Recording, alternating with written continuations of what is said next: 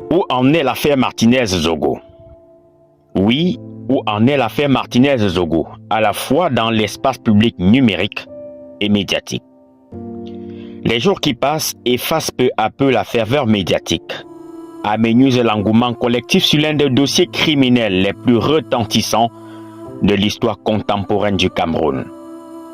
Les jours qui passent installent un soupçon de tolérance au sein de l'opinion publique, comme si c'était une stratégie systémique pour diluer toute velléité, comme si c'était une stratégie pour atténuer toute bribe de revendication collective de la vérité sur une sombre affaire dont la justice avance malheureusement à pas de tortue malgré la gravité des faits. Souvenez-vous, Martinez-Zogo a quitté son domicile ce matin-là en disant au revoir à sa famille. Ses enfants espéraient revoir papa le soir à la maison comme tous les soirs. Son épouse ou sa compagne, c'est selon, avait probablement préparé le dîner du soir, probablement en famille. Ses enfants ont attendu papa ce soir-là en vain.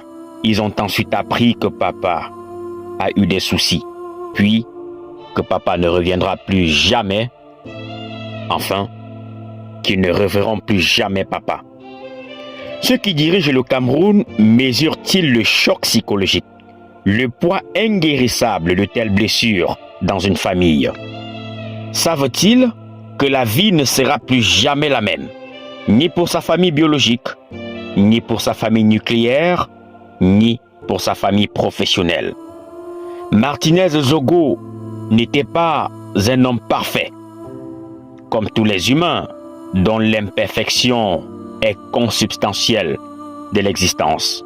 Mais il était la voix de ces minorités qui observent impuissants les plus forts les écraser de leur pouvoir dans les palais de justice à travers le pays, dans les tribunaux, dans les commissariats, dans les bureaux, bref, partout. Tarir les larmes de ses proches, celles de sa progéniture, n'est désormais plus mission possible.